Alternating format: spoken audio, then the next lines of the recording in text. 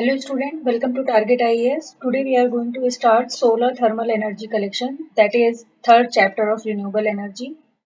The content of today's lecture is, first we'll see the introduction, then flat plate collector, then key components, advantages, disadvantages and application. First we'll see कि solar collector क्या होता है. तो basically it is a device which is used to collect solar thermal energy and इनको हम simple collector भी बोलते हैं. तो एक ऐसी डिवाइस जो सोलार थर्मल एनर्जी को कलेक्ट करती है उसको हम बोलते हैं सोलार कलेक्टर. जैसे कि नाम से ही समझ में आ रहा है कलेक्टर मतलब वो डिवाइस जो कलेक्ट करती हो, और क्योंकि सोलार कलेक्टर है इसलिए वो डिवाइस जो सोलार थर्मल एनर्जी को कलेक्ट करती है. ठीक है, ये एक स्पेशल काइंड का हीट एक्सचेंजर बोल सकते हैं इसको हम. एक स्पेशल काइंड का that transform solar energy into heat. ये सोलार एनर्जी को ये हीट एक्सचेंजर की तरह काम करता है, जो कि सोलार एनर्जी को हीट में ट्रांसफॉर्म करता है. Design of solar collector presents unique problem of low and variable energy fluxes. इसके जो डिजाइन पैरामीटर्स होते हैं उनमें एक यूनिक तरीके का प्रॉब्लम होता है जो कि लो और वेरिएबल एनर्जी फ्लक्सेस से रिलेटेड होता है. फंडामेंटल वर्किंग प्रिंसिपल जो है वो क्या है? First, expose a dark surface to a solar radiation so the radiation is absorb. एक कोई भी डार्क सरफेस ले लेते हैं और उसमें हम क्या करते हैं, सारे सोलर रेडिएट कराते हैं. जो भी रेडिएशन है उसको इंसिडेंट कराते हैं एक डार्क सरफेस में. और डार्क सरफेस क्यों लेते हैं? ताकि सारा का सारा रेडिएशन जो है वो एब्जॉर्ब हो जाए.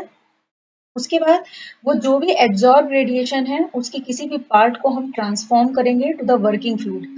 वो जो भी रेडिएशन हमने एब्जॉर्ब किया है, जो भी एनर्जी हमने एब्जॉर्ब की है, उसको क्या करेंगे, किसी वर्किंग फ्लूइड में ट्रांसफर कर देंगे, उसको किसी भी वर्किंग फ्लूइड में ट्रांसपोर्ट कर देंगे. वो वर्किंग फ्लूइड कुछ भी हो सकता है, एयर, वाटर, रेफ्रिजरेंट, कुछ भी हो सकता है. सोलर कलेक्टर का जो एक एग्जाम्पल है, ये जो मेन सोलर कलेक्टर है उनको बोलते हैं फ्लैट प्लेट कलेक्टर.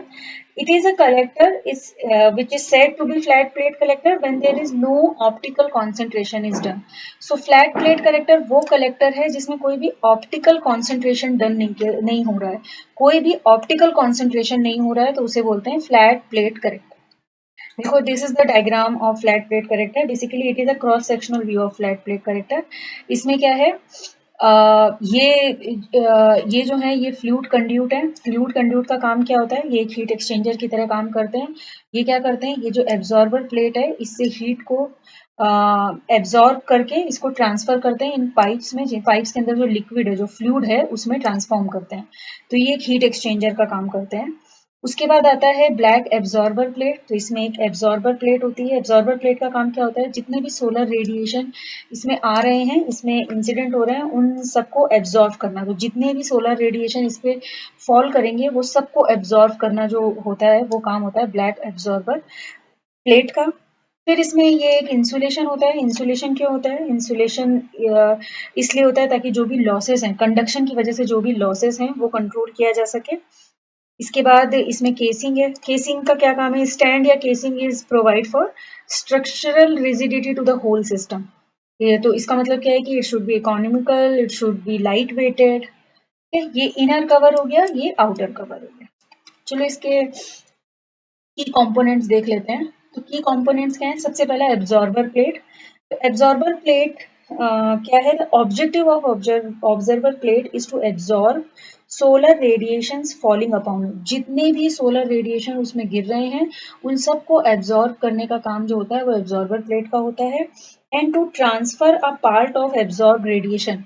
और जो भी रेडिएशन को एब्जॉर्ब किया उसका जो पार्ट है उसको लिक्विड में पहुंचाना. लिक्विड जो भी पाइप में लिक्विड है उस तक पहुंचाने का, जो ट्रांसफर करने का जो काम होता है वो होता है एब्जॉर्बर प्लेट का. जो बचा हुआ पार्ट होता है, जो रिमेनिंग पार्ट होता है, कुछ पार्ट जो है वो तो चला गया फ्लूइड में थ्रू हीट एक्सचेंजर, जिसको हम लोग बोल रहे थे फ्लूइड कंड्यूट, उसके थ्रू. जो बचा हुआ पार्ट है, रिमेनिंग पार्ट, वो बेसिकली सराउंडिंग में लॉस्ट हो जाता है. कौन सी प्रोसेस से? Bye conduction and re radiation. Conduction and re radiation जो प्रोसेस है उससे जो है वो बचा हुआ पार्ट वो सराउंडिंग में लूज हो जाता है. ठीक है. This is made of high thermal conductive metal. And high thermal conductivity material कौन से होते हैं? जैसे कि copper, silver, aluminium, brass, steel, etcetera. इसकी जो इस प्लेट की जो थिकनेस होती है वो 0.2 टू 0.7 mm होती है, 0.2 to 0.7 mm। नेक्स्ट है ट्रांसपेरेंट कवर। इसमें हम लोग एक ट्रांसपेरेंट कवर का यूज करते हैं। तो the objective of transparent cover is to allow solar radiation to reach to the absorber plate and to minimise heat losses due to convection and re radiation, convection and re radiation. तो transparent cover का काम क्या हुआ? Transparent cover का objective है कि जितने भी सोलर रेडिएशन है वो एब्जॉर्बर प्लेट तक आसानी से पहुंच सके, कम हीट लॉस के थ्रू या हीट लॉस को मिनिमाइज करके जो सोलर रेडिएशन को एब्जॉर्बर तक पहुंचने में हेल्प करता है उसे बोलते हैं ट्रांसपेरेंट कवर। तो क्या बोलते हैं? Transparent cover. It minimises heat losses, ये मिनिमाइज करता है वो heat losses which are happening due to convection and re radiation. ये जो ये जो प्लेट होती है, this plate is mostly made up of iron free tempered glass और एंटी रिफ्लेक्टिव कोटेड ग्लास का, और या तो फिर पॉलीमेरिक मटेरियल जिसे हम PMMA डक्टेड प्लेट्स कहते हैं, ये भी यूज किए जाते हैं। बट इनका ट्रांसमिटेंस जो होता है वो बहुत ही कम होता है एज कम्पेयर टू ग्लास, इसलिए इसको वाइडली यूज नहीं करते हैं। मोस्टली जो यूज करते हैं वो है आयरन फ्री टेम्पर्ड ग्लासेस और एंटी रिफ्लेक्टिव कोटेड ग्लासेस, यानी कि ग्लास यूज करते हैं। नेक्स्ट क्या है? Fluid conduit. अभी बताया थोड़ी देर पहले, फ्लूइड कंड्यूट को लिक्विड ट्यूब भी बोलते हैं, लिक्विड ट्यूब भी बोलते हैं। It acts as a heat exchanger. तो ये क्या करता है? It takes heat from absorber, ये एब्जॉर्बर से हीट लेता है और उसको वो पाइप में, ट्यूब के अंदर जो फ्लूइड हो रहा है उसको ट्रांसफर कर देता है। ट्यूब के अंदर जो फ्लूइड फ्लो हो रहा है उसको ट्रांसफर कर देता है। तो फ्लूइड कंड्यूट का भी जो मटेरियल होता है उसकी थर्मल कंडक्टिविटी बहुत हाई होनी चाहिए, जैसे कि copper, silver, aluminium, brass, steel etcetera. इसकी जो थिकनेस होती है ये 1 to 1.5 सेंटीमीटर की होती है। These tubes are mostly soldered, braced और pressure bonded to the bottom of the absorber plate with pitch of 5 to 12 centimetre. Next है इंसुलेशन। तो कलेक्टर को हम लोग बहुत अच्छे से इंसुलेट कर देते हैं from back side and at both and, so that conduction losses can be control. तो बेसिकली हम लोग कंडक्शन के जो लॉसेस हैं उनको कंट्रोल करने के लिए इंसुलेशन करते हैं। ठीक है, ये देखो एक नोट है, सेलेक्टिव कोटिंग। सेलेक्टिव कोटिंग किसकी? सेलेक्टिव कोटिंग जो होती है वो एब्जॉर्बर प्लेट में अप्लाई की जाती है to avoid re radiation losses.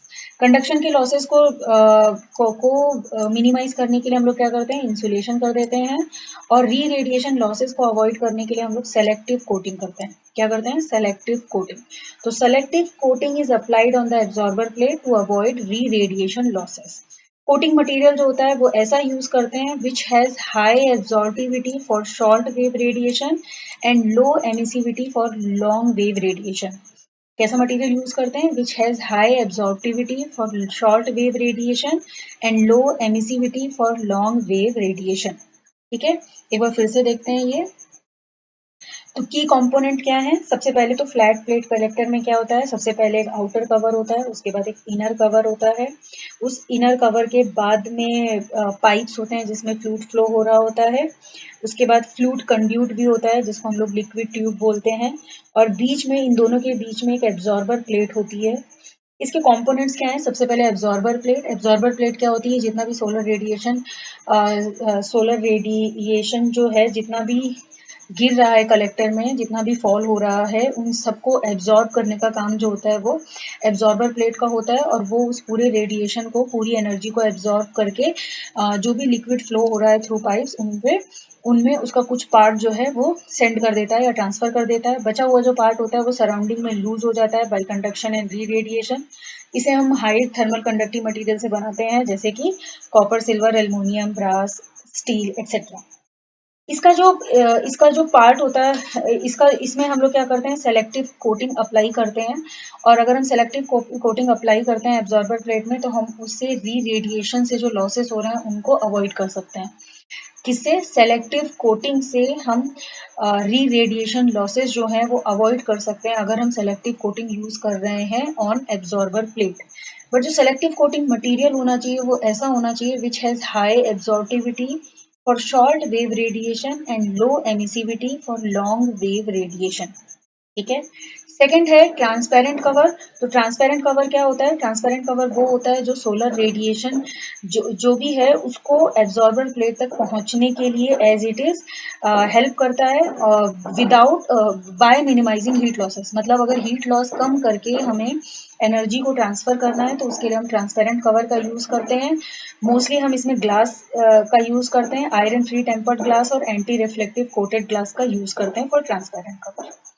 Next है फ्लूइड कंड्यूट। ये एक्चुअली हीट एक्सचेंजर की तरह एक्ट करता है।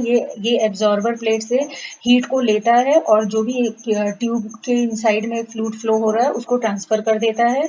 ये फ्लूइड कंड्यूट भी हाई थर्मल कंडक्टिविटी मटेरियल का बना होना चाहिए। फिर इंसुलेशन हम लोग क्या करते हैं, बैक साइड और बोथ एंड में इंसुलेशन कर देते हैं कलेक्टर के, ताकि कंडक्शन लॉसेस जो है उन्हें कंट्रोल किया जा सके या कंडक्शन लॉसेस जो है उन्हें मिनिमाइज किया जा सके। ठीक है। नेक्स्ट है एडवांटेजेस फ्लैट प्लेट कलेक्टर के। It is easy to design and construct. बहुत आसानी से इसको डिजाइन किया जा सकता है या कंस्ट्रक्ट किया जा सकता है। Solar tracking mechanism is not required. इसमें कोई भी सोलार ट्रैकिंग मैकेनिज्म की जरूरत नहीं होती है। और क्योंकि किसी मैकेनिज्म की किसी सोफिस्टिकेटेड इंस्ट्रूमेंट की या गैजेट की जरूरत नहीं है, हेंस इसका मेंटेनेंस कॉस्ट जो होता है वो बहुत ही कम होता है और it is easy to install. Drawbacks क्या है कि इसमें large area is required. Solar flat plate collector को इंस्टॉल करने के लिए जो एरिया लगता है वो बहुत ही ज्यादा लगता है, इसलिए इसका इनिशियल इन्वेस्टमेंट कॉस्ट जो है वो बहुत हाई रहता है।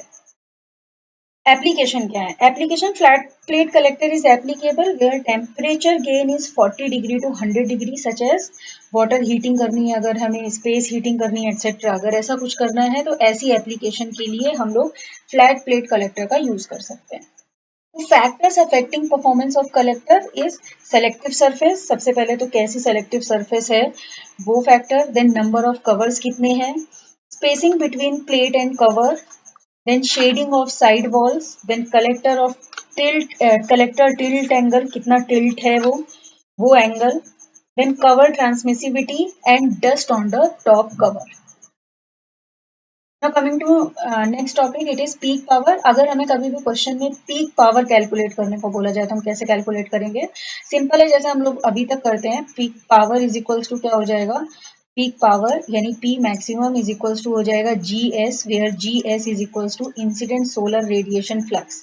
कोई तो फ्लक्स आपको in watt per metre square question में दिया होगा, तो वो इंसिडेंट या सोलर रेडिएशन फ्लक्स जो है दैट इज जीएस, और ए ही है effective area which is equals to width into height, where W is width and H is equals to height. तो basically P is equals to G into A, ई formula लगा के P is equals to G into A, ई formula लगा के हम peak power को निकाल सकते हैं। अभी देखते हैं कुछ प्रीवियस ईयर के क्वेश्चन इस टॉपिक से। सबसे पहला क्वेश्चन है, in which type of collector is solar radiation focused into absorber from top rather than bottom. ऐसा कौन सा कलेक्टर है जिसमें सोलर रेडिएशन जो है वो टॉप से उसको फोकस किया गया है rather than bottom? The answer is Fresnel lens.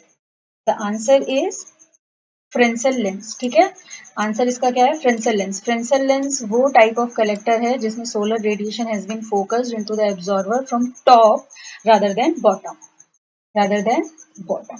The next problem is a flat plate collector is 150 centimeter wide and 180 centimeter high and is oriented such that it is perpendicular to sun rays. Its active area is 90% of panel size.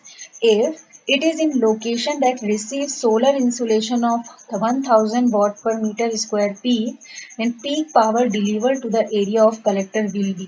अभी थोड़ी देर पहले हम लोगों ने पढ़ा peak power is equals to क्या होगा? P इज इक्वल्स टू ये वाला value which is 1000 into area. Area क्या होता है? W into H. W क्या हो जाएगा? W हो जाएगा 1.5 इंटू 1.8। अभी इसमें प्रॉब्लम क्या है कि इसमें जो पैनल साइज है वो एक्टिव एरिया जो है वो सिर्फ 90% ऑफ पैनल साइज है, तो हमें इसमें 0.9 का भी मल्टीप्लाई करना पड़ेगा, 0.9 का भी मल्टीप्लाई करना पड़ेगा। जब आप इसका मल्टीप्लाई करोगे तो आंसर आएगा 2.43 वॉट। क्या आंसर आएगा? 2.43 वॉट। बहुत सिंपल है। P इज इक्वल्स टू हमने क्या पढ़ा? इंसुलेशन इंटू एरिया, और एरिया क्योंकि सिर्फ 90% ही एक्टिव है इसलिए हमने 0.9 का भी मल्टीप्लाई कर दिया। नेक्स्ट है ESE question of 2019 which is what type of flat plate collector is used to heat swimming pools plastic panel utilising solar energy, utilising solar energy. इसका आंसर है फुल वाटर सैंडविच टाइप। इसका answer है full water sandwich type. So full water sandwich type of flat plate collector is used to heat swimming pool plastic panel utilising solar energy. Then question which has been asked in 2018. In solar flat plate collector, the absorber plate is painted with selective planes. The selectivity is the ratio. It's very important question. The selectivity is the ratio of solar radiation absorption to thermal infrared radiation emission. Solar radiation absorption to thermal infrared radiation emission. Then this question, in solar collector the function of transparent cover is, the function of transparent cover क्या था? Heat loss को decrease करना, तो decrease the heat loss from collector beneath to atmosphere. Thank you everyone. Next lecture में हम लोग पढ़ेंगे solar thermal energy storage and their applications. Thank you.